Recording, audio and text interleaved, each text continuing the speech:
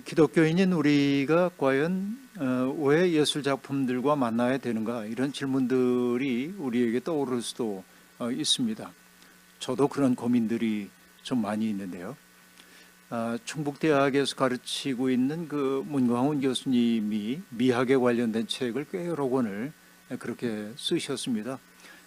제가 좋아하는 분이고 또 그분의 글도 제가 아주 즐겨 읽기 때문에 그분이 미학 수업이라고 하는 책에서 사람이 미술 작품과 예술 작품과 만나야 하는 까닭을 몇 가지로 자기 나름대로 요약을 해놓은 부분이 있었습니다. 근데 그 첫 번째가 뭐냐면은, 우리는 늘 그 교차로에서 다른 것들과 만날 때 우리의 삶의 공간이 확장된다라고 하는 것이죠. 그러니까 우리들이 가지고 있는 어떤 그 사고의 지평이 넓어지기 위해서라도 우리는 어떤 낯선 것들과 자꾸만 만나야 하는데, 이 예술 작품이라고 하는 게 우리를 새로운 세계로 우리를 인도해 주는 문이 되거나 아니면 교차로가 될 수 있다, 이렇게 얘기를 하고 있습니다. 또 하나는 우리의 일상이라고 하는 것은 언제나 우리를 무디게 만들죠. 낯익은 것들, 이것은 더 이상 우리 속에 어떤 새로움의 충격을 가져다 주지 않습니다. 그러니까 우리의 감각이 대단히 무뎌진다고 얘기할 수 있겠는데, 그런데 예술 작품이라고 하는 것은 결국은 우리의 감각을 쇄신함으로써 쇄신된 그 감각의 수로에 따라서 새로운 감성이 우리들 속에 들어오도록 만든다 하는 얘기죠. 감각의 쇄신이라고 하는 것은 결국은 사고의 쇄신으로 이어질 것이고, 사고의 쇄신은 언어의 쇄신으로 이어질 수 있다. 이것이 예술 작품을 보아야 하는 이유 가운데 하나라고 얘기하고 있습니다. 예술 작품을 보아야 하는 중요한 그 요소는 첫 번째 얘기했던 것하고 매우 그 유사합니다만은, 이것은 우리의 일상적 현실을 넘어가는 차원에 대한 삶의 지평을 우리에게 열어준다라고 하는 얘기죠. 그러니까 내가 알고 있었던 세계, 그 너머의 세계를 바라볼 수 있도록 하나의 창문 역할을 해준다고 그렇게 얘기하고 있습니다. 넘어가는 것입니다. 또 그것을 방향을 바꿔서 얘기하자고 한다면은 더 넓고 깊은 지평을 들여다보도록 돕는 일이라고도 볼 수 있습니다. 그러나 무엇보다도 우리가 예술 작품을 자꾸만 접해야 하는 까닭 가운데 하나는 우리의 인생을 향유하기 위해서 그렇습니다. 저와 이렇게 마주한 분들에게 제가 종종 했던 얘기 가운데 하나입니다만은, 괴테와 동시대를 살았던 슐러, 사실은 그 슐러는 굉장히 중요한 작가입니다만 우리 사회에 그렇게 널리 알려지지 않은 게 유감스럽긴 합니다만은, 슐러라고 하는 사람의 미학 편지를 보더라도 인간이 어떻게 해야 아름다운 존재가 될 수 있는가 하고 얘기할 때 아름다움을 향유할 수 있는 능력이 커져야 한다고 얘기를 하고 있습니다. 향유한다고 하는 것은 결국은 향유할 수 있는 능력이 우리 속에 있어야 합니다. 감성적 능력이든 이성적 능력이든 그런 능력이 우리에게 키워져야 하는데, 우리는 그런 교육으로부터 좀 너무 멀어지지 않았는가 하는 생각을 해보는 거죠. 그런 의미에서 우리가 음악이라든지 미술이라든지 굉장히 다양한 분야들이 있지만은 이번 학기에는 우리가 미술 작품을 읽게 되었습니다.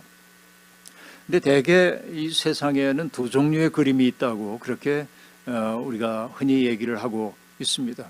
하나는 어떤 그림이죠? 감동을 주는 그림들이 있습니다. 보기만 해도 뭔가 느낌이 오는 그림들이 있죠.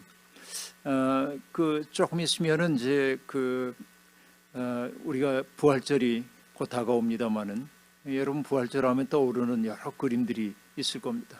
근데 웨젠 르낭이라고 하는 그 스위스 화가가 그린 그림을 보면은 예수님이 부활하셨다는 소식을 듣고 무덤을 향해 달려가고 있는 요한과 그리고 베드로, 그의 모습을 형상화해 놓은 그림이 있습니다. 하얀색 옷을 입은 요한은 두 손을 앞으로 이렇게 모아가지고서는 아주 뭔가 놀랍기도 하고 그리고 죄송스럽기도 한 그런 표정을 짓고 달리고 있고, 베드로는 이제 갈색 그 튜닉을 입고 역시 아주 민망하고 금방이라도 눈물을 떨어뜨릴 것 같은 그런 모습으로 달려가고 있는데 그들이 어찌나 서둘러서 가고 있는지 그 모습의 속도감을 나타내기 위해서 그 화가는 그 인물들의 그 이렇게 달려가는 각도를 대각선으로 배치를 해놓고 있단 말이죠. 그 작품을 보기만 해도 그들의 심정과 내 심정이 오롯이 일치되는 것을 느끼고 그리고 생각하게 만들죠. 저들이 경험했던 게 뭘까? 내 속에 뭔가 스톱되는 게 있단 말이죠. 보기만 해도 감동을 주는 그런 것들이 있습니다. 빈센트 반 고흐의 그림 같은 것들을 특히 사람들이 많이 좋아합니다만은, 그러니까 후기 인상파의 그림들도 그냥 보는 순간 어떤 느낌, 우리 자극되고 있는 느낌들이 있는 거죠. 이게 감동을 주는 그런 그 그림이라고 얘기할 수 있겠습니다. 감동을 주는 그림이라고 하는 것은 감상자의 경험과 밀접한 관계가 있습니다. 그러니까 과거의 나의 경험 세계가 있기 때문에 그 경험을 터치하기 때문에 내 속에 감동이 일어나거든요. 이게 이제 과거 지향적인 감성이라고 얘기할 수 있겠습니다. 그런데 세상에는 감동을 주는 그림만 있는 게 아니고 뭔가를 생각하게 하는 그림이 많이 있단 말이죠. 그러니까 생각하게 한다고 하는 말은 뭐냐면 그 그림을 보는 순간 이게 도대체 뭐야? 라는 생각이 드는 그림을 얘기합니다.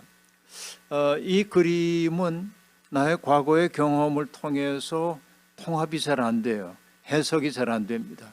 그렇기 때문에 우린 그 그림을 놓고 고민해야 되고, 그런 의미에서 방향을 얘기하자면 미래지향적이라고 얘기할 수 있겠습니다. 경험해 본 적이 없는 현실이기 때문에 당황하는 거예요. 당혹감이 있어요. 당혹할 때 인간이 하는 일이 뭐죠? 생각하는 거예요. 이게 뭐지? 라고 생각하는 거죠. 사실은 후기 인상파 이후의 그림이라고 하는 건 되게 생각하는 쪽으로 가도록 그렇게 되어 있습니다. 현대 미술일수록 여러분 이해하기가 어렵죠. 아주 추상적인 그림들이라든지 다다이즘에서 나오는 그림이라든지 추상 표현주의라든지 이런 다양한 그림들을 보면은 도대체 이 사람들이 무슨 얘기를 하고 싶은 거야? 당혹스럽게 만들기도 합니다. 마크 로스코의 그림 같은 거를 보면은 그냥 동일한 색깔을 화폭에 가득 그린 것 같은데 그게 도대체 무슨 작품이야? 그런 생각이 드는데 세계에서 가장 비싼 그림 가운데 하나거든요. 이런 게 우리로 하여금 굉장히 많은 생각을 하도록 만든단 말이죠. 여러분이 그 제시해 드린 거를 보면은 파이프가 하나 화면 속에 지금 그 존인가요? 네, 여기 이제 파이프가 보이죠. 이 그림은 르네 마그리트라고 하는 그 벨기에 출신의 초현실주의 화가가 그린 그림입니다. 이 그 마그리트가 이 그림을 그릴 때가 1929년인데요. 그런데 저는 그 불어를 하지 못합니다만은 이 밑에 글씨도 쓰여져 있죠. 그 글씨가 지금 뭐라고 하고 있냐면 이것은 파이프가 아니다라고 적혀 있는 겁니다. 다시 얘기하면은 이미지와 그리고 의미가 우리는 연결이 되어야 하는데 이것은 파이프다 그러면 맞아요. 그런데 이미지는 분명히 파이프를 그려놨는데 여기에 밑에 써놓은 것은 이것은 파이프가 아니다라고 얘기하므로 소위 서슈르가 얘기하고 있는 언어학적 개념으로 얘기하면은 기표와 기의가 어긋나고 있다 이렇게 얘기할 수 있겠습니다. 우리가 늘 그 언어라고 하는 게 기호인데 그러니까 우리는 분명히 파이프를 보고 있다고 생각하는데 사실 이것은 파이프의 이미지에 지나지 않는 거죠. 진짜 파이프는 아닌 거죠. 그러니까 이미지와 그리고 그 의미의 연결을 차단함으로 우리를 당혹스럽게 만들고 있습니다. 일종의 이게 문학적 기법으로 얘기하자고 한다면 낯설게 하기입니다. 그러니까 내가 안다라고 하는 그 사실에 도전하고 그것을 파열음을 내므로 우리로 하여금 당혹감을 느끼도록 하는 게 이 그림의 목적이라고 얘기할 수 있겠습니다. 그렇죠? 그 다음에 그림 하나를 더 보게 될 텐데요. 여러분 이게 보면은 무슨 그림인지 뭐 좀 애매모호하지요. 사실 위아래 이렇게 보면은 원형으로 되어 있고 위에 있는 것도 그렇고 밑에 있는 것도 그렇고 수없이 많은 점들이 찍혀 있는 것을 알 수 있습니다. 그런데 이 그림을 그린 화가인 전일인이라고 하는 분은 이 작품의 제목을 시간의 기록이라고 적어놨단 말이죠. 인간의 시간이라고 하는 게 대단히 추상적인 것입니다. 어거스틴도 얘기를 했지만은 누가 묻기 전에는 난 시간에 대해서 아는 것 같은데 누가 시간이 뭐냐고 내게 묻는 순간 시간이 뭔지가 굉장히 모호해지더라 하는 얘기이죠. 시간이라는 건 언제나 그렇습니다. 시간은 두서가 없죠. 우리가 미래로부터 흘러와서 현재를 거쳐서 과거로 가는 게 시간이라고 생각을 하지만은 우리의 시간 경험이라는 게 그 두서가 없습니다. 근데 우리는 마치 앞뒤가 있는 것처럼 생각을 하는 거죠. 제 인생에 대해서 누군가가 얘기를 하라고 한다면 저는 제 머릿속에서 두서 없이 살아온 그 삶을 나름대로 기승전결의 구조를 가지고 재구성을 하지 않으면 안 됩니다. 그러니까 우리가 소설 가운데서도 특별히 이야기가 아주 서사 구조가 분명한 소설을 읽을 때 편안함을 느낍니다. 잘 짜여진 서사 구조를 갖고 있기 때문에 그렇죠. 그것은 우리에게 도전하는 것이 별로 없습니다. 왜냐하면 시작이 있고 중간이 있고 마침이 있기 때문에 그렇습니다. 그죠? 이게 이제 소설로 얘기하면은 정방향의 어떤 시간 경험을 보여준다고 얘기할 수 있겠습니다. 그러나 그 현대 소설 같은 걸 읽다 보면 시간의 방향이 그렇게 정방향으로만 흘러가지 않습니다. 가다 보니까 뒤로 가 있기도 하고요. 어떤 때는 건너뛰기도 하고요. 나중에 건너뛴 부분이 채워지기도 하고요. 굉장히 다양한 장치들을 사용하고 있는 것이죠. 이 전일인이라고 하는 화가가 이 그림을 통해 들려주고자 하는 것이 뭐냐면 방향성이 없는 그 시간을 다만 양으로 기록을 해본 거예요. 시간의 질이라고 하는 걸 표현할 방법이 없으니까 그 시간을 양적으로 기록함으로써 화면 속에 축적된 시간을 이미지화해 보여주고 있단 말이죠. 그런데 이 사람들은, 이 그림을 감상하는 사람들은 이걸 보면서 시간의 기록이라니까 그런가 보다 하고 보고 있는데 그 작품 하나하나를, 그렇죠? 근데 당혹스럽단 말이죠. 이게 도대체 무슨 이미지란 말이야 하는 생각이 우리에게 들기도 합니다. 근데 이 화가는 이 점 하나를 찍는 그 행위 속에서 상당히 많은 시간을 들인단 말이에요. 하나하나 이렇게 점을 찍어가는 행위를 통해 상당히 많은 시간을 들이고 있고 그 속에 그 시간의 내용들이 자기의 경험을 통하여 흘러나와요. 남들이 보기엔 똑같아 보이는지 몰라도요. 근데 이게 특별히 점을 찍는다는 행위가 이제 중요합니다. 왜냐하면 유클리드 기하학에서도 얘기합니다마는 점이라는 게 크기도 없고 부피도 없는 것 아닙니까? 점이라는 건 오로지 방향과 운동성 이런 것들이 없죠. 방향과 운동성이 없어요. 왜? 점이라고 하는 건 크기가 없기 때문에 그렇습니다. 그 점을 우리가 파악할 수 있는 것은 언제이죠? 점과 점 사이에 관계가 생길 때입니다.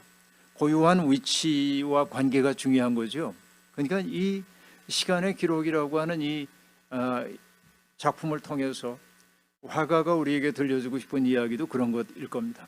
여기에 찍혀있는 이 점과 또 다른 점들 사이에 잡아당기고 밀어내고 그 사이에서 발생하는 떨림 같은 거, 그게 있는 거죠. 그러니까 그림을 감상하는 사람들은 바로 이 그림을 들여다보면서 자기 속에 있는 시간 경험들을 거기서 느껴보려는 거죠. 어려워요. 이게 쉽지 않은 그런 그림임을 우리가 알 수 있습니다. 그림 하나 또 보실까요? 여러분, 이게 바이런 킴이라고 하는 재미 교포 화가가 그린 그림입니다만, 교포라기보다는 미국인이죠. 한국계 미국인이죠. 그분이 그려놓은 제유법이라고 하는 그림인데요.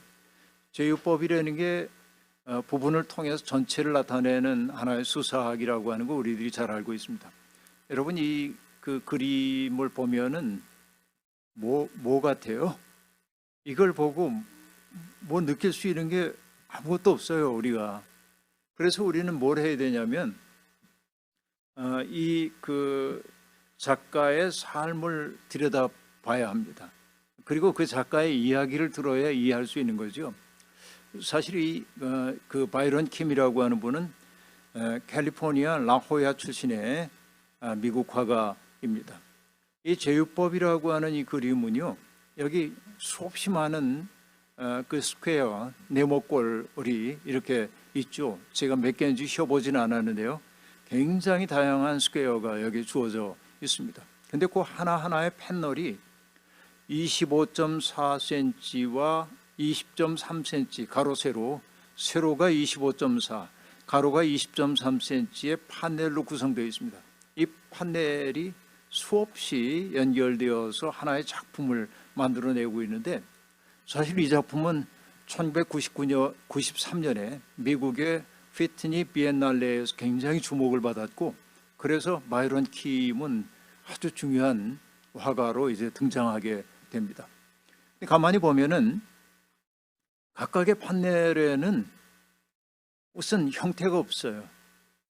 그냥 이 속에는 한 가지 색의 한 가지 톤의 색만 칠해져 있을 뿐입니다. 근데 가만히 보면 모든 판의 색깔이 조금씩 다 다릅니다. 똑같은 게 하나도 없어요. 또 무질서해 보입니다. 그렇죠? 굉장히 무질서해요. 뭔지 알 수가 없습니다. 사실 이 작품을 보고 뭔지 이해할 수 있는 사람은 아무도 없습니다, 세상에. 작가가 이해하기 전에는 이제 그렇다 하는 얘기입니다. 사실은 이 그림은 어떤 그림이냐면, 작품이냐면, 작가가 자기의 가족과 친구들 그리고 자기의 주변 사람들을 모델로 삼아 작가가 재현해낸 건데, 뭘 재현해냈냐면 그들의 피부색 톤입니다. 그 피부색 톤이에요. 그러니까 이렇게 많은 피부색이 있는 거예요. 뭐 우리는 흔히 뭐 백인, 흑인, 뭐 황인종 이렇게 이제 구분을 하지만은, 그러나 사람들의 피부색의 톤이 이렇게 다양하다는 거죠. 그러니까 다문화적 정체성을 가지고 살아야 했던 그의 권고함이 이 작품 속에 녹아 있습니다. 그렇죠.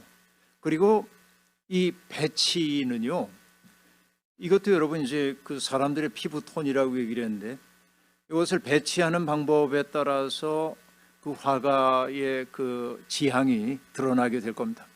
근데 바이런 킴은 이 배열을 아주 임의로 하지 않고 자기 마음대로 하지 않고 어떻게 했냐면, 모델을 서준 사람들의 이름을 알파벳 순서에 따라서 배치를 했습니다. 다시 얘기하면 더 중요한 색도 없고 덜 중요한 색도 없습니다. 저마다 다 중심입니다. 그렇죠? 저마다 다 중심입니다. 특별히 여기서 중요한 패널이 있는 게 아니에요. 모두가 다 공평합니다. 하지만은 공평하지만은 다 다른 거죠. 그러니까 바이런 킴이 이 작품을 통해 우리에게 들려주고 싶어하는 것은 어떤 얘기겠습니까? 좀 뻔할 얘기일 수 있겠습니다만은, 세상은 인종주의가 굉장히 많은 그런 세상에 우리가 살고 있지만은, 세상에는 정말 다양한 사람들이 살고 있다는 것과, 그들은 저마다 자기의 중심, 우주의 중심으로 존엄하다고 하는 것, 똑같은 사람은 하나도 없기 때문에 아름답다라고 하는 얘기를 하고 있는 거죠. 그러니까 이것은 우리로 하여금 깊이 생각하도록 그렇게 만드는 그림이라고 그렇게 얘기할 수 있겠습니다. 자, 우리가 그 다음에 봐야 할 것은요, 그림으로 읽는 기독교 얘기이기 때문에 우리가 성경 이야기를 할 수밖에 없는데, 사실 성경이라고 하는 것은 이미지로 충만하다고 얘기할 수 있겠습니다. 제가 이제 가끔 칸트의 미학 같은 것들을 공부하다 보면은, 칸트의 미학에서 중요한 개념 가운데 하나가 숭고미라고 하는 것인데, 인간은 어떨 때 숭고하다고 느끼는가? 그것은 인간이 상상할 수 있는 것보다 훨씬 더 큰 압도적인 크기 앞에 섰을 때 인간은 숭고함을 느낀다는 거죠. 함석헌 선생님의 말씀대로 얘기하자면 이렇게도 얘기할 수 있겠습니다. 저 광활한 바다를 보고 사람들이 감동하는 까닭은 자기가 놓치고 살았던 넓음을 보았기 때문이다, 그렇게 말하고요. 별이 반짝이는 저 밤하늘 보면서 사람들이 감동하는 까닭은 잃어버리고 있었던 높음의 세계를 깨달았기 때문이라고 얘기하고 있죠. 청명한 하늘, 가없는 하늘을 보면 아름답다고 느끼는 건 뭐예요? 내가 잃어버리고 있었던 맑음을 보기 때문인 거죠. 그렇죠? 아주 번박하게 얘기하자면 뭐 그 설악산 그 대청봉 쪽에 구름이 걸린 모습을 바라보면은 우리가 뭐라고 얘기하지 않아도 아름답잖아요. 그 크기 앞에서 잣달한 나의 근심 같은 것들이 쓰러지는 것들을 경험하죠. 숭고함의 체험이란 그런 거라고 얘기할 수 있습니다. 근데 1세기의 로마의 철학자인 롱기누스가 숭고에 대해 썼고, 그 숭고론은 아주 중요한 책인데 거기에서 그가 했던 이야기, 그저 저 나름대로 인용하자면 이렇게 인용할 수 있습니다. 세상에서 가장 큰 이야기가 성경에 있다는 거예요. 왜? 태초에 하나님이 천지를 창조하시니라라고 얘기해요. 없음에서 있음을 창조한다는 것보다 큰 이야기가 어디 있냐. 그러니까 이건 가장 숭고한 이야기다라고 얘기를 합니다. 어떻게 보면 있는 것을 변형시키는 것은 우리들도 할 수 있는 일입니다. 근데 없는 것에서 뭔가를 만들어내는 것은 대단히 어렵습니다. 그래서 없음에서 있음이 있기 위해서 꼭 필요한 것들은 무엇이죠? 머릿속에 이미지를 만들어낼 수 있는 능력입니다. 그렇죠? 미켈란젤로가 조각을 얘기할 때 그렇게 얘기했대죠. 자기는 대리석 속에 숨어있는, 잠들어 있는 천사를 끄집어냈을 뿐이다 라고 얘기합니다. 이건 천재들이 하는 얘기죠. 우리 같은 범인들은 따라갈 수 없는 그런 대목이기도 합니다. 그런데 바로 그런 얘기죠. 이미지, 상상을 통해서 뭔가를 만들어내는 것이죠. 창세기 1장은 얼마나 장엄합니까? 빛이 있으라 했더니 빛이 있었대요. 여러분, 이게 상상이 되는 이야기입니까? 그렇죠? 땅에 흩어져 있었던 물들을 한 달이 다 모으게 하고 공창을 그 속에 집어넣어 가지고 위물과 아랫물로 나누자 땅과 물이 갈라졌대요. 여러분, 어마어마한 얘기들 아닙니까? 이미지로 충만한 세계란 말이죠. 그러니까 하나님의 창조를 얘기하고 있는 이 대목이 이미지로 가득 차 있고요. 그것뿐만이 아닙니다. 출애굽기도 이미지로 가득 차 있죠. 10번의 재앙 이야기라든지 혹은 뭐 홍해가 갈라진다든지 만나가 내린다든지 혹은 반석에서 샘물이 터져나온다든지 이 모든 것들을 머릿속에 가만히 그려보면 어마어마한 이미지가 그 속에 있단 말이죠. 이게 성경 속에 충만해 있는 이미지라고 얘기할 수 있겠고, 그래서 여러분 뭐 이 이미지의 결정판이라는 게 어떻게 보면 미켈란젤로의 천지창조 같은 것이 아닌가 생각해 봅니다. 미켈란젤로는 정말 그 르네상스 시대의 천재 아닙니까? 1475년에 태어나서 상당히 오랫동안 삽니다. 그 당시로 얘기하면은 1564년에 세상을 떠나니까 거의 90세 가까이 살다 가거든요. 근데 사실은 이 미켈란젤로가 화가로서의 커리어를 시작했다기보다는 조각가로서 커리어를 시작한 사람이라고 봐야 할 텐데, 이 미켈란젤로가 얼마나 천재적인 사람이었든지 질투하는 사람들이 꼭 있잖아요. 마치 모차르트를 질투했던 살리에르 같은 사람이 있었죠. 건축가인 브라만테라고 하는 사람이 미켈란젤로의 재능을 질투합니다. 골탕 먹일 생각으로 교황 율리우스 2세에게 미켈란젤로를 추천해요. 그래서 그 유명한 시스티나 채플, 그 성베드로 대성당 안에 있는 또 다른 채플이죠. 거기 천장에다가 천장화를 그리도록 하는 거죠. 미켈란젤로는 그 일을 감당합니다. 4년 6개월 동안이나 그림을 그렸죠. 그리고 1512년 그의 나이 37살 때인데요, 드디어 개막을 합니다. 그렇죠? 그게 여러분 보고 있는 이 그림이죠. 여기에 보면은 그 유명한 아담의 창조의 그림으로부터 창세기의 각종 이야기가 다 이렇게 등장하고 있음을 알 수 있습니다. 근데 고민을 했을 거 아니에요? 하나님의 모습을 어떻게 그려야 돼 도대체? 그렇죠? 아담의 모습을 어떻게 그려야 합니까? 그러다가 미켈란젤로는 르네상스 시대의 사람답게 하나님의 모습을 누구의 모습으로 그리냐면 르네상스라는 게 뭐예요? 고대 그리스를 재현하는 거 아닙니까? 그것을 다시금 부흥시키자는 게 르네상스 아닙니까? 그래서 하나님의 모습을 고대 그리스 사람들이 제우스를 나타내기 위해 사용했던 도형을 사용하는 거예요. 하나님의 모습이 제우스의 모습을 닮아 있습니다. 여기에. 그리고 아담은 아폴론의 모습으로 그려지고 있어요. 여러분 고대 그리스의 조각 같은 거 볼 기회가 있거든. 그 제우스와 아폴론의 모습과 미켈란젤로의 천지창조에 나오는 하나님과 아담의 모습을 비교해 보면 상당히 재미있게 보일 거라는 생각이 듭니다. 그러나 여기 내놓지는 않았습니다만은 미켈란젤로가 그렸던 그림 가운데 최후의 심판 같은 거 또 있죠. 벽면에 이렇게 있는 최후의 심판이 있는데 거기에 보면은 바돌로메가 등장하는데 기독교 전설에 의하면은 바돌로메가 살갗이 벗기워져서 그 순교를 당했다고 그렇게 되어 있습니다. 그래서 바돌로메가 살갗이 벗겨진 자기의 가죽을 들고 서 있는 모습을 그 최후의 심판 그림에 이렇게 그리고 있습니다. 그런데 미켈란젤로는 그 바돌로메의 벗겨진 가죽 그 얼굴에 자기 얼굴을 그려 넣었습니다. 이 최후의 심판 속에 있는 그 미켈란젤로라고 얘기할 수 있겠는데요. 그가 왜 그런 짓을 했을까요?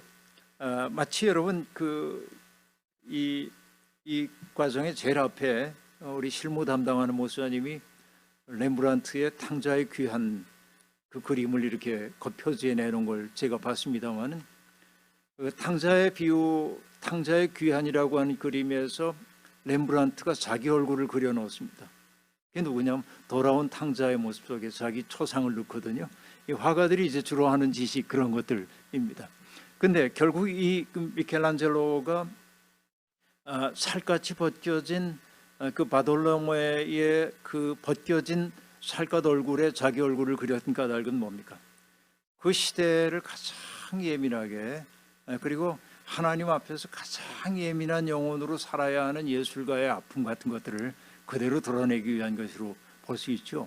뭐 이런 거예요. 그러니까 정말 그 하나님이 이미지를 가지고 세상을 창조하셨다고 한다면 인간들도 그렇게 이미지를 통해서 하나님을 상상할 수 있다, 이렇게도 얘기할 수 있겠습니다.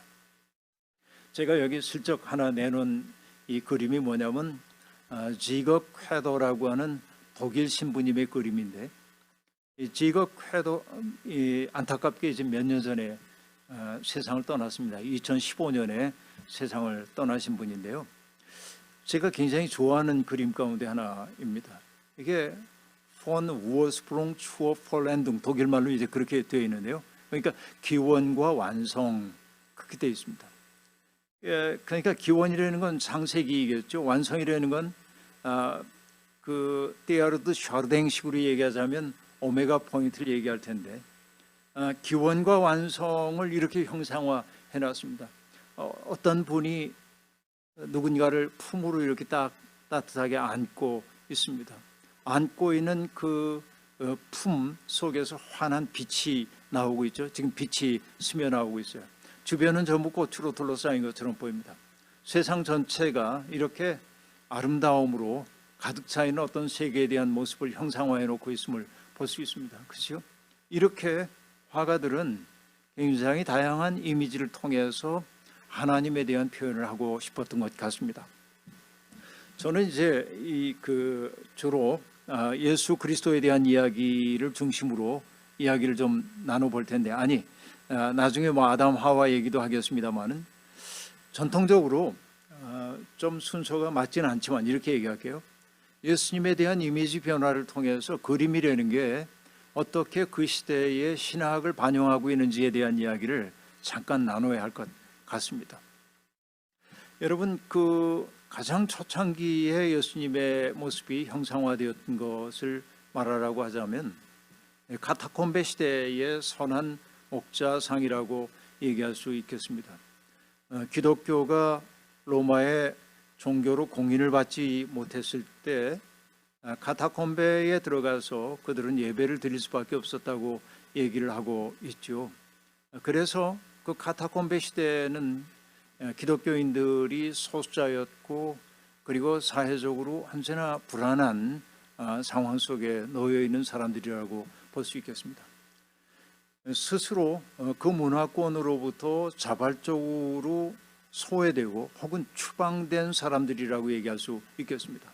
그러니까 그들에게 정말로 필요한 존재는 어떤 분이냐면, 잃어버린 양 한 마리를 끝까지 찾아오는 목자로서의 예수 그리스도의 모습이 가장 그들에게 마음에 와닿았을 것임이 이제 분명하죠.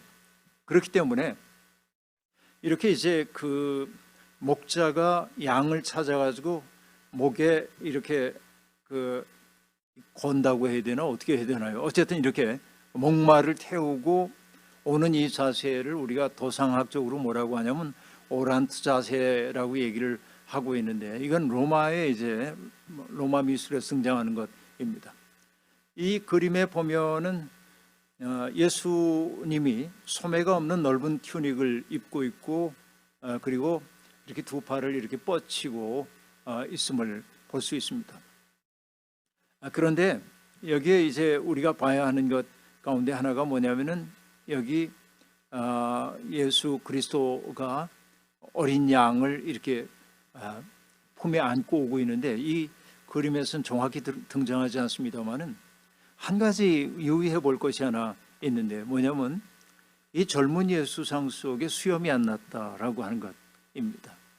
수염이라고 하는 것은 전통적으로 권위의 상징입니다. 근데 이 그 카타콤베 시대의 예수님은 권위 있는 분으로 사람들에게 너무 멀리 떨어져 있지는 않는 것이죠. 가까이 있는 것이죠. 여러분, 우리가 이제 그 종교학에서 보더라도 보통 이제 지역의 토착신들이 있죠.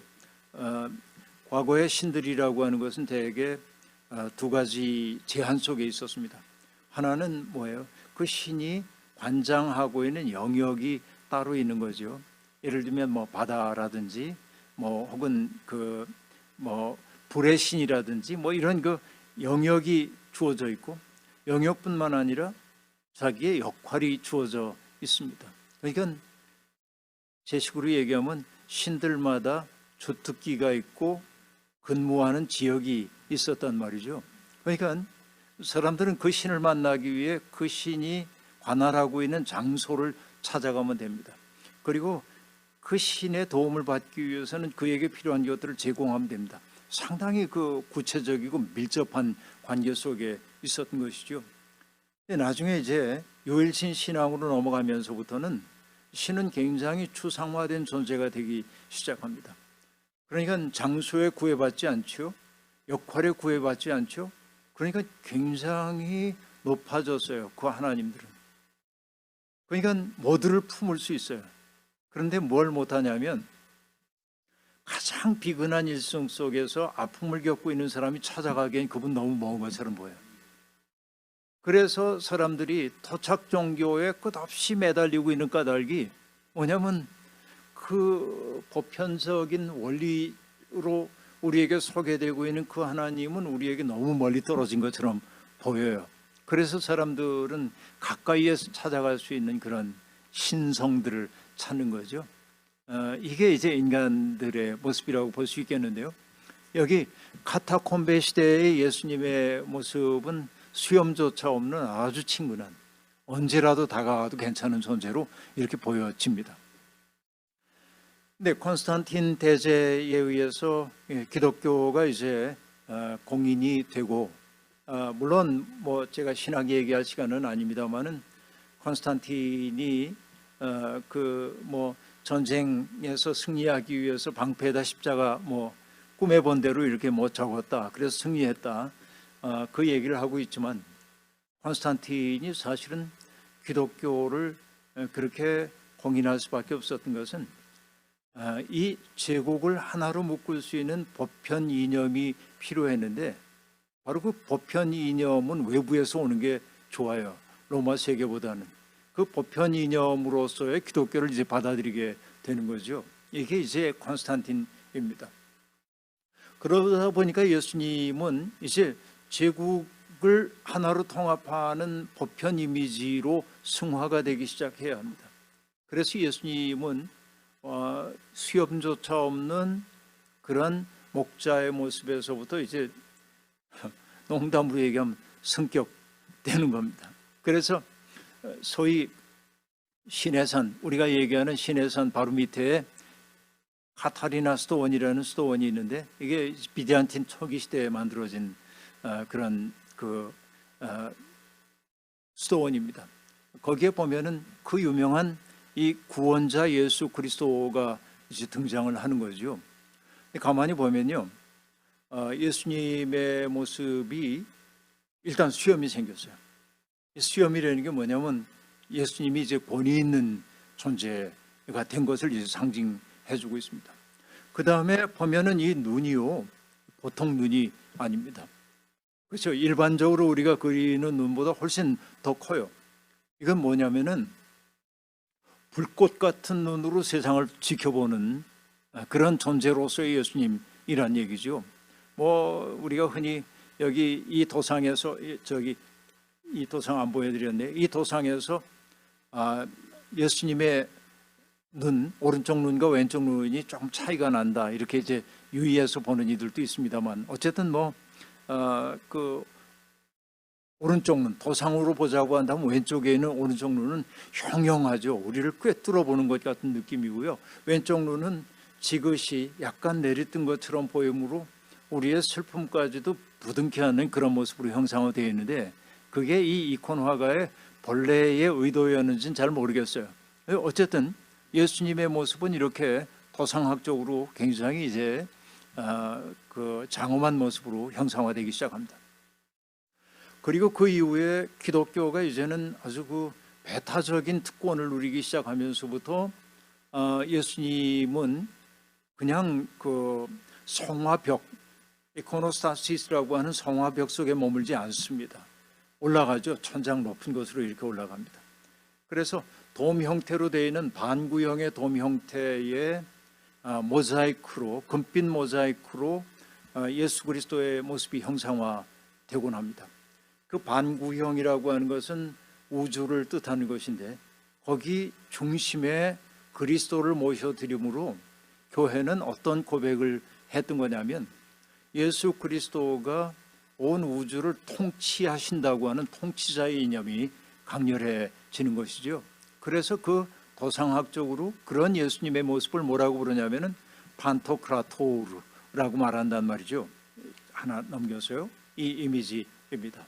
판토크라토르라고 하는 이미지입니다. 판토크라토르라고 하는 것은요, 만유의 주라고 하는 뜻이죠. 온 세상을 다스리는 주님입니다. 지금 여기 여러분께 제가 보여드리고 있는 이 그 도상은요, 이스탄불에 있는 코라 교회에서 14세기에 만든 그림입니다. 여러분 나중에 터키의 이스탄불을 방문하실 기회가 있으시면요, 여기 이 코라 교회를 거의 다 놓치는데 이 코라 교회는 꼭 가보세요. 정말 그 이슬람 문화권인데 이렇게 그 모자이크가 생생하게 남아있는 것 찾아보기가 매우 어려운데요, 여긴 정말 아주 가볼 만한 그런 장소라고 얘기할 수 있겠습니다. 자, 이미지의 변화를 얘기했습니다. 신학의 변화에 따라서 이미지가 변해요. 카타콤베 시대의 예수님은 굉장히 친밀하고 그리고 권위적이라기보다는 언제라도 다가설 수 있는 이미지입니다. 근데 콘스탄틴 이후에 제국의 필요에 의해서 이제 높여진 기독교의 예수님은 초월적인 그런 존재로 사람들을 꿰뚫어 보고 있는 그런 모습이었고요. 나중에는 결국은 아주 높은 곳에 좌정하여 계심으로 정말 온 우주를 다스리는 왕적 존재로 만들어졌죠. 그리고 예수 그리스도가 점점 위로 올라가면서 결국 생기게 된 게 뭐냐면은 가톨릭의 하이어라키가 그대로 생기는 거죠. 성직 계급이 그대로 생겨납니다. 그래서 교황을 정점으로 하고 있는 가톨릭의 하이어라키도 이 그림과 연결시켜 보면 상당히 흥미롭다고 얘기할 수 있겠습니다. 자, 그 다음 이미지를 좀 보실까요? 뭐 성경 이야기 우리들이 보게 됩니다만은 여기 이제 그 아담과 하와 얘기부터 좀 해야 할 텐데요. 사실은 그 아담과 하와 이야기는 수없이 많은 사람들의 그 관심을 사게 된 그림임이 이제 분명합니다. 금지된 것에 대한 욕망 같은 것들이 이 사람들에게 누구에게나 있는 것이죠. 자, 여기 여러분께 처음으로 보여드리고 있는 이 그림은요, 알브레히트 뒤러라고 하는 그 독일의 화가입니다. 뉘른베르크의 화가인데요. 뉘른베르크에 가면은 이 알브레히트 뒤러의 그림을 꽤 많이 보실 수가 있는데, 이 뒤러는 그 개신교 종교개혁이 일어나기 직전까지 살았던 그런 분입니다. 이 그림은 두 폭의 그림은 상당히 크죠. 209 곱하기 81 이렇게 이제 되어 있는 그림입니다. 아담과 하와의 모습을 가만히 이렇게 살펴보십시오. 먼저 우리가 살펴야 될 것이 뭐냐면 이 그 하와의 바로 옆에 하와가 이렇게 비스듬히 손을 기대고 있는 나무를 보십시오. 그게 이제 인식의 나무라고 얘기할 수 있겠는데, 그 나뭇가지를 휘감고 있는 뱀의 모습이 보이죠. 사과 바로 위로 뱀의 모습이 지금 보이고 있습니다. 그리고 이 그 하와의 얼굴을 보면은 어떻습니까? 두려움이나 망설임 같은 것보다는 굉장히 자신에 찬 그런 모습을 보여주고 있습니다. 기꺼이 유혹을 받아들이는 것처럼 보입니다. 그래서 하와는 한 손에 사과를 들고 있고요. 또 한 손에는 화가의 이름과 1507년에 그렸음을 나타내는 서명판을 들고 이렇게 서 있습니다. 그리고 하와가 한 다리를 앞으로 이렇게 뻗어가지고 오른쪽 다리와 왼쪽 다리를 이렇게 교차하고 있는 것을 볼 수 있습니다. 물론 뭐 이것은 그 어떻게 보면은 부끄러움을 가리기 위한 일로 볼 수도 있지만은 사실은 일종의 하와가 갖고 있는 결단의 태도를 보여주기도 하는 겁니다. 앞을 향해 나아가려고 하는 그런 것이죠. 그러나 이렇게 당당한 표정을 짓고 있기는 하지만은 하와의 머리카락이 흔들리고 있죠. 그러니까 이 머리카락이 이렇게 부자연스럽게 있는 것은 바람이 불고 있다는 것이고, 화가는 그 머리카락을 통해서 사실은 뭘 나타내고 싶으냐면은 하와의 내면 속에 일고 있는 두려움 같은 것들을 나타내고 싶었는지도 모르겠습니다. 예, 여기 보면은 아담도 네. 예. 강의를 조금 더 하라고 하는 명령이 지금 왔습니다. 여기 보면은 아담도 사과를 받아들였습니다. 받아들고 있어요. 그런데 하와가 사과를 덥석 받은 데 비해서 아담은 이렇게 손으로 아주 소극적으로 이렇게 이제 가지를 사실 그 만지고 싶지 않은 거 만지고 있는 것처럼 이렇게 망설이는 모습을 보여주고 있고, 그의 얼굴도 매우 곤혹스러워요. 이걸 내가 받아야 되는 거야 말아야 되는 거야, 굉장히 곤혹스러운 모습을 보여주고 있고요. 그리고 그 아담의 그 오른팔을 가만히 보세요. 손가락이 굉장히 경직되어 있음을 볼 수 있습니다. 이건 지금 뭘 나타내고 있는 것이죠? 내키지 않는 일을 하고 있다라고 하는 사실을 이렇게 표현하고 있는 것이죠. 그러니까 여러분이 이제 도상을 보실 때는 언제나 이것들을 좀 유의해서 보셔야 합니다.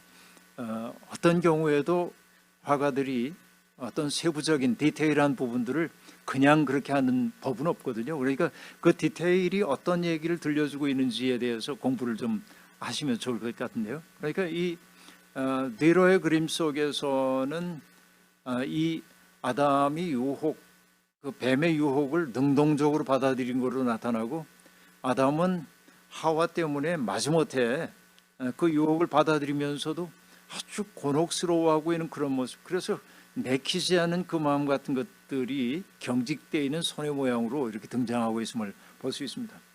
조금 다른 그림 하나를 이렇게 볼까요? 추방당하는 낙원 추방이라고 하는 그림인데요. 이것은 그 마사초라고 하는 사람이 그린 겁니다. 이 마사초는 15세기의 그 화가이고요. 어떻게 보면 르네상스 미술의 선구자라고 얘기할 수 있겠는데, 이 마사초라고 하는 사람은요, 이 원근법을 회화에 적용한 거의 첫 세대에 속하는 사람이라고 얘기할 수 있습니다. 건축가들은 원근법을 활용을 했거든요, 그동안. 그런데 이것을 평면인 회화 속에 원근법을 적용하는 것은 그렇게 쉽지 않은 일이었었는데, 이 마사초는 바로 그런 원근법을 활용했던 사람으로 되어 있습니다. 자, 저 위에 보면요, 화면의 제일 위에 보면은 천사가, 붉은 옷을 입은 천사가 긴 칼을 들고 그리고 쫓아내고 있어요, 낙원에서.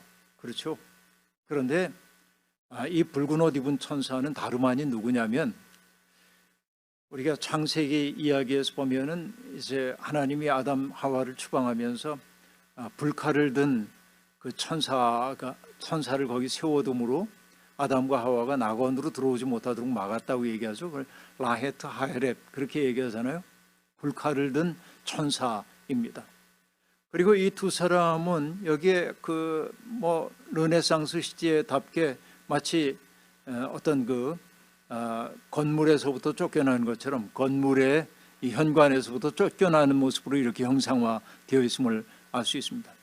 근데 여러분, 유의해서 보면요, 등을 이렇게 둥글게 말고 부끄러워하고 있는 아담 뒤에 검은색 선들이 이렇게 쭉 주어져 있는 걸 여러분 보실 수 있죠. 바로 그게 뭘까요? 왜 검은색 선이 그렇게 그려져 있을까요? 그건 뭐냐면 화가 난 하나님의 음성이에요. 그런 방식으로 이제 그린 거예요. 화가 난 하나님의 성난 목소리입니다. 그 목소리 때문에 하와는 얼굴을 감싸지고 있습니다. 그렇죠? 그 감싸진 얼굴이 비통함을 드러내고 있고요. 잔뜩 앞으로 이렇게 아주 그 활처럼 휘어져 있는 그의 어깨가 자기의 죄에 대한 그 무거움, 죄의 무거움을 그대로 보여주고 있습니다. 하와는 아담과 달리 고개를 이렇게 쳐들고 있습니다. 당당해서 그런 건 아닌 것 같고요. 그러나 하와는 차마 눈을 뜨지는 못하고 있어요. 그래서 눈을 감고 비통함을 나타내고 있고 부끄러운 것을 가리고 있습니다. 자, 여러분, 하와는 부끄러운 데를 다 가렸죠. 근데 아담은 부끄러운 데 안 가리고 자기 얼굴을 가렸죠. 이것도 그 시대를 그대로 보여주고 있는 것입니다. 쫓겨나는 순간에도 자의식을 놓지 못하는 사람의 모습을 하와를 통해 보여주고 있는 거죠. 이게 어떤 그 시대의 어떤 경직성을 보여주는 대목이라고도 볼 수 있겠습니다. 어쨌든 그 아담과 하와가 선악과를 따먹는 사건들을 굉장히 많은 그림들이 그려지죠. 이런 그림들을 보면서 이 도상들이 얘기하고 있는 이 평면화된 도상 공간 속에서 화가가 들려주고 있는 서사성이 무엇인지, 이런 것들을 읽어내려고 그러면 굉장히 많은 이야기가 우리에게 들려올 거라는 생각이 들기도 합니다. 다음에 우리가 볼 그림은 가인과 아벨 이야기인데요. 사실 여러분, 창세기를 어떤 방식으로 읽으시는지는 제가 잘 모르겠습니다만은 창세기를 어떤 분은 sibling rivalry라고 하는 말로 요약하기도 합니다. 이게 뭐예요? 형제 간의 갈등 혹은 경쟁 관계, 이런 거란 거죠. 사실은 에덴 동산에서 추방당한 이후에 그 사람들이 보여주고 있는 모습은 갈등 그 자체입니다. 가인과 아벨이 그렇고요. 또 그 이스마엘이 그렇죠. 또 야곱과 에서가 그렇죠. 이스마엘과 이삭, 야곱과 에서, 그리고 요셉과 그의 형제들, 창세기를 구성하고 있는 성조들의 이야기는 한결같이 갈등의 이야기입니다. 그렇죠. 가인과 아벨도 그렇고 이스마엘과 이삭 이야기도 그렇고 야곱에서도 그렇고 요셉과 12형제도 그렇고 전부 이제 그렇게 갈등 속에 있음을 보여주고 있습니다.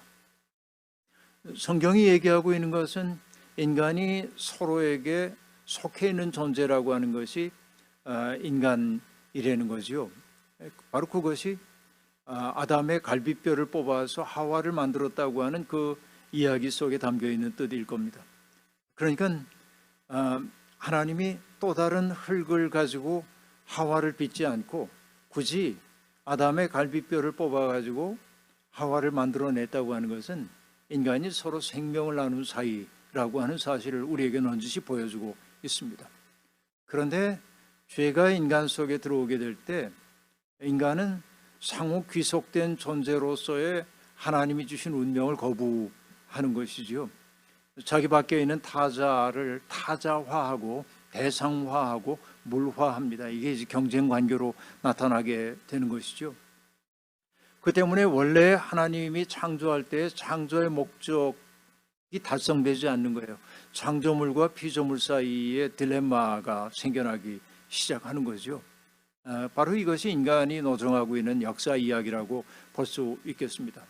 자, 가인과 아벨 이야기는 워낙 유명한 얘기이긴 한데요. 제가 그림 하나를 여기에 내놨습니다.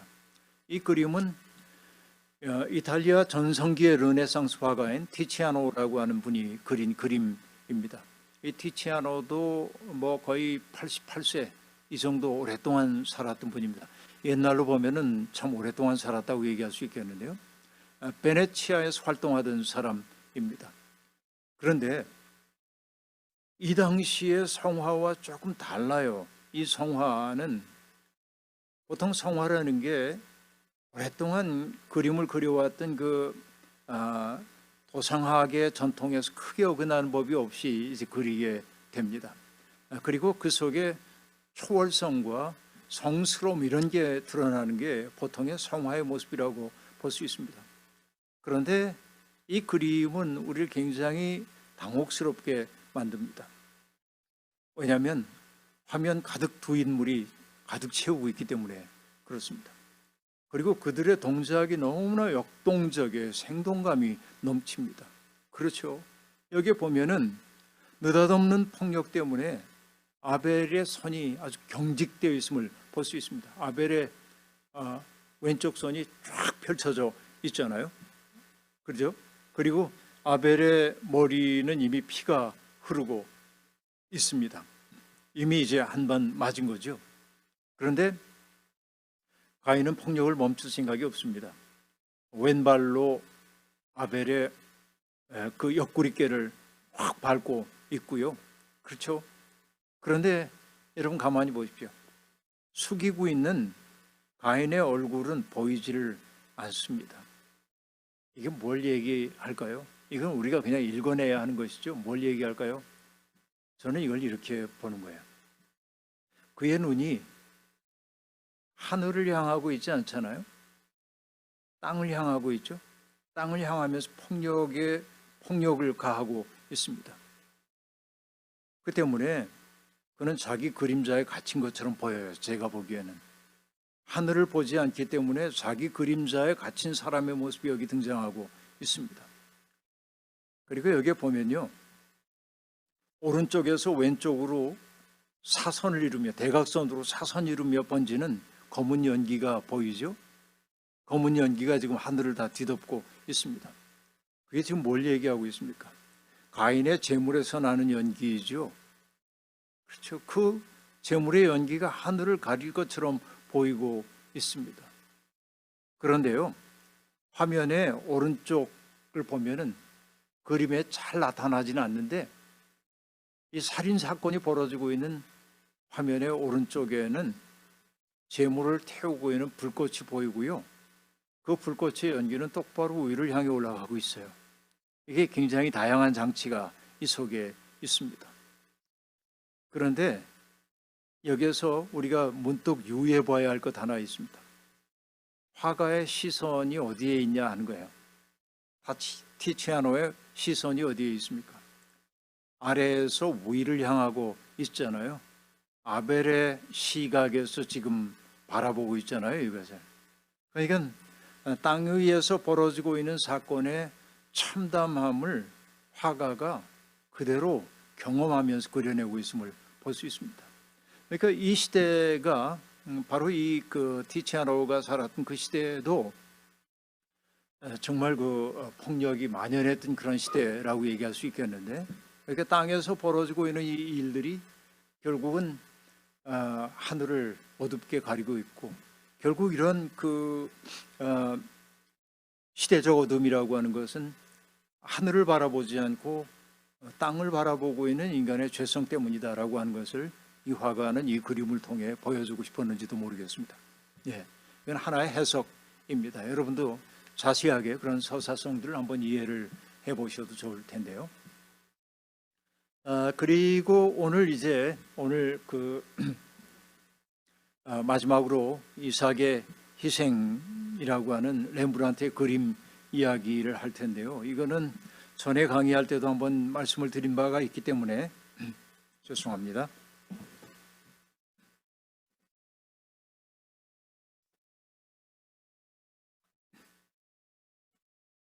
간략하게 얘기해 보겠습니다. 렘브란트는 그 17세기의 네덜란드 화가이죠. 흔히 우리가 이제 빛의 화가라고 그렇게 얘기를 하는데요.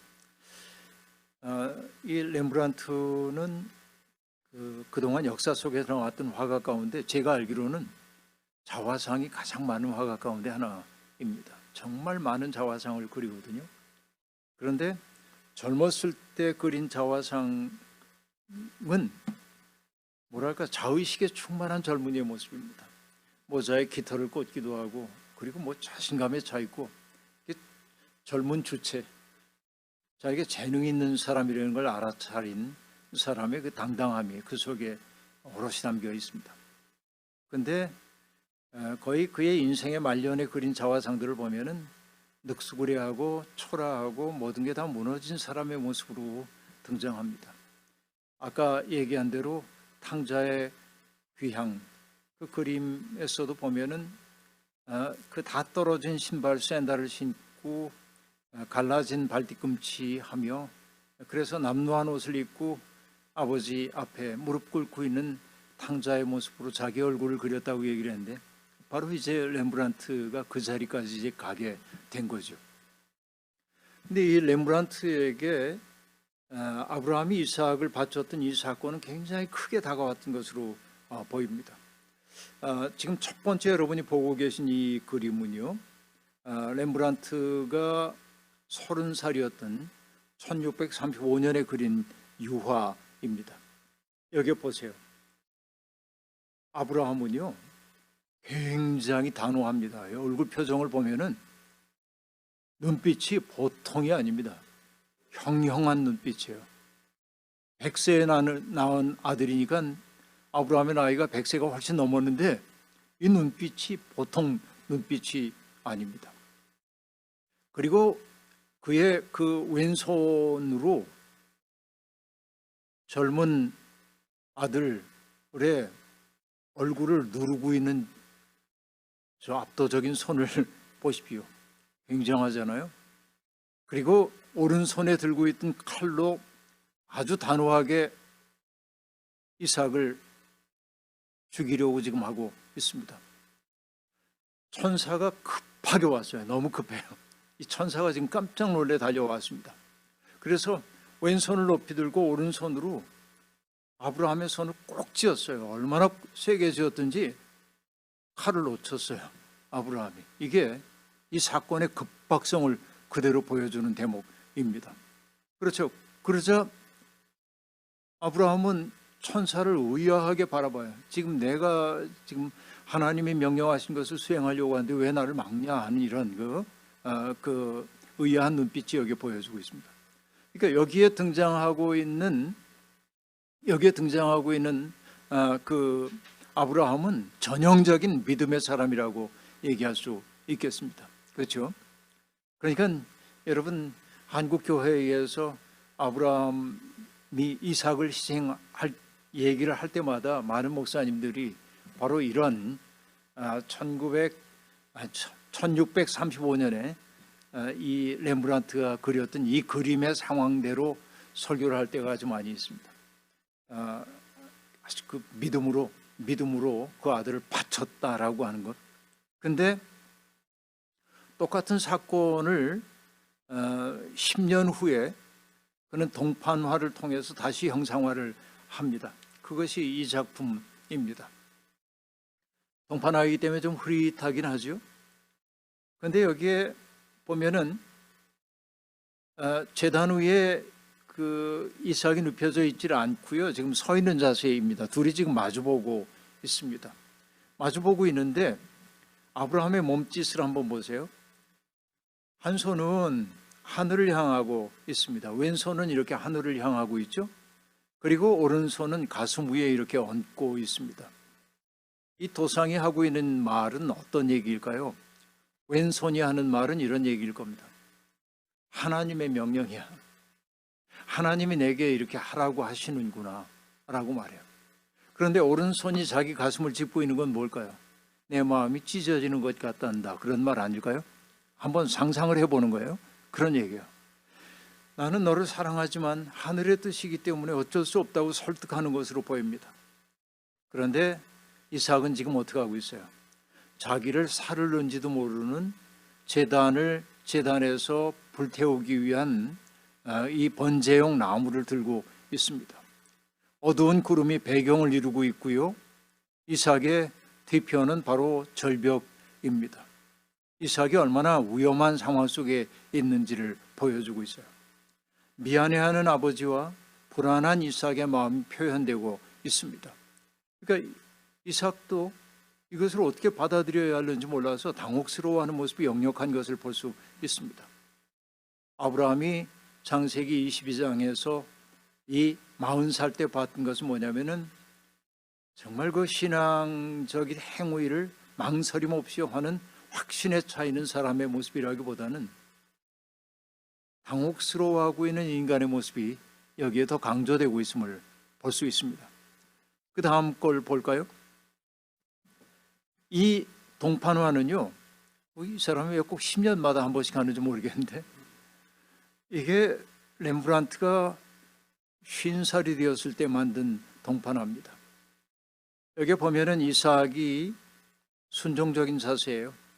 그렇죠. 무릎을 꿇고 앉아 있고요. 한 가지 특이한 것은 이삭이 결박되지 않았습니다. 그렇죠. 여러분 우리가 신학을 공부할 때 아케다라고 하는 것을 굉장히 중요하게 생각하는데, 아케다는 바인딩이란 말이고요. 그래서 아케다 도상은 바인딩 이삭을 묶다라고 하는 거. 그래서 이 아케다 이미지는 굉장히 중요합니다. 마치 예수 그리스도가 십자가 지신 것도 일종의 아케다 이미지라고 볼 수 있는데, 여기 이삭은 지금 결박되지 않았습니다.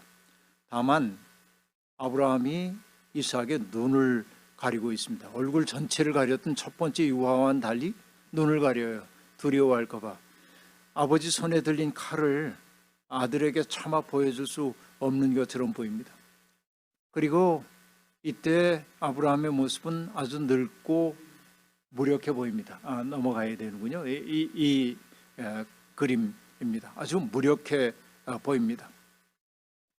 그리고 천사가 아주 다정하게 아브라함을 이렇게 감싸 안고 있습니다.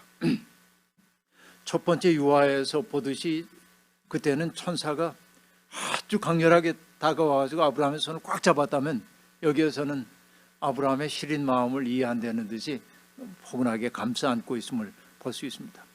이 동판화 어디에도 갈등의 흔적이 보이지 않습니다. 조금씩 이제 달라져요. 마지막 그림 볼까요? 이것은 동판이 아니라 소묘입니다. 위에서 보았던 그 동판화와 같은 연대에 나온 소묘인데요. 여기에 보면 번제단이 아주 작습니다. 이삭은 무릎을 접은 상태로 목을 뒤로 젖힌 채 누워 있습니다. 그리고 아브라함은 대머리에 고부정한 자세의 뒷모습을 보이고 있습니다. 천사도 희미하게만 보일 뿐입니다. 아브라함의 머리에 손을 대고 있지만 아브라함은 천사의 기미를 느끼지 못하는 것처럼 그렇게 느끼기도 합니다. 그러니까 아브라함의 무력함, 그리고 모든 것이 불투명하다고 하는 그 사실, 모든 것이 불투명한 현실 속에서 믿음이 뭔지 잘 모르겠다라고 하는 그런 내용이 이 소묘 속에 담겨 있습니다. 젊었을 때는 모든 게 명료하고 뚜렷해졌습니다. 그러나 나이가 늙고 가난에 시달리고 세파에 시달리다 보니까 이전에 확실하다고 생각하던 것들이 희미해져요. 이게 십자가의 성유한 얘기대로 하자면 결국은 어떤 얘기일까요? 어두운 밤의 체험입니다. 안다고 생각하던 것이 모르는 것이고, 맛있다고 생각했던 것이 맛없는 것이 되고, 그리고 확실하다고 생각하던 것이 불확실하게 되는 것이죠. 그런데 그런 불확실함 속에서도, 모호함 속에서도 하나님의 뜻에 순종하는 그런 모습으로 형상화해 놓고 있음을 볼 수 있습니다. 자, 여기 이제 마지막 그림을 하나 보실 텐데, 이거는 렘브란트가 아닙니다. 이 그림은 많은 사람들이 좋아하는 마크 샤갈의 그림인데요, 이 그림의 크기가 상당히 큽니다. 230 곱하기 235니까요. 여러분, 제가 그 프랑스 남부 니스에 있는 국립 마크 샤갈 미술관에 갔을 때 상당히 충격을 받았던 것은, 그의 그림을 제가 도판으로는 거의 다 봤는데요, 성서미술 도판으로 다 봤는데 그렇게 큰 그림인 줄 몰랐어요. 그 큰 그림 앞에 서니까 헉 하는 느낌이에요. 뭔가 압도되는 그런 느낌이 있었습니다. 그런데 여기에 보면은 여기 이삭의 모습이 노란색으로 형상화되고 있는데, 저 위에, 그림의 저 위에 푸른색으로 칠해져 있는 그 대목에서 십자가를 지고 가는 예수 그리스도의 모습이 등장하고 있죠. 결국 이삭의 희생을 이 마크 샤갈은 그리스도의 십자가 사건과 연결시키고 싶음을 알 수 있습니다. 그리고 유심히 보면 이삭의 모습과 십자가를 지신 그리스도의 모습이 묘하게 겹쳐 보이는 것을 알 수 있습니다. 아브라함은 붉은색으로, 이삭은 노란색으로, 천사는 푸른빛 속에 있고 십자가는 황토빛 속에 있습니다. 각각의 색깔이 상징하는 것들이 다를 겁니다. 근데 제가 이 그림에 대해서도 긴 얘기를 할 수 있지만은 이제 할 수가 없는데요. 이 그림을 여러분께 보여드리고 있는 까닭이 뭐냐면, 화면의 왼쪽에 보면 나무 하나가 있고 그 옆에 여러분 양 한 마리가 걸려 있는 것을 볼 수 있습니다. 근데 그 뒤에 여인 한 사람이 보이잖아요. 여자 하나가. 누구일까요? 사라일 겁니다. 창세기 22장에서는 사라에게 아브라함이 묻질 않아요. 하나님의 명령에 따라서 내가 이렇게 하려고 하는데 당신도 동의하겠어? 이런 질문 같은 거 없습니다. 사라가 소외되어 있었잖아요. 그런데 지금 샤갈은 이 사건 속에 사라를 동참시킴으로 이 사건이 얼마나 심각한 사건인지를 그대로 보여주고 있습니다. 그렇죠? 그 사라의 두 손 보세요. 아까도 얘기했지만 손이 얼마나 이렇게 경직돼서 마치 마비된 것처럼 보여요. 딱딱하게 그 쥐가 나가지고 마비된 것처럼 이렇게 경악을 하고 있는 것이죠. 이거 과연 이런 희생이라고 하는 게 정말 하나님의 뜻이겠냐? 그 질문을 지금 던지고 있는 겁니다. 사라를 통해서. 근데 이런 모순 속에서 저 위에 있는 십자가, 그 십자가를 지고 가는 예수 그리스도의 모습, 예수님을 바라보며 울고 있는 여인들의 모습과 사라의 모습이 또한 일치하고 있어요. 세상의 고통의 연대를 통해서 또 하나의 흐름, 우리가 믿음이라고 하는 것을 강조하기 위해서 어떤 인간적 아픔을 외면해서는 안 된다고 하는 사실을 화가는 우리에게 들려주고 있는지도 모릅니다. 네, 오늘 상당히 긴 시간 동안 얘기를 했는데요. 45분까지 얘기하라고 그래서 그 정도 얘기했습니다. 여러분에게 유익한 시간이었는지 모르겠습니다. 오늘 경청해 주셔서 감사하고요. 조금 더 여러분 질문이 있으면 이야기를 나눈 후에 다음 시간에 뒷부분을 얘기해 보도록 하겠습니다.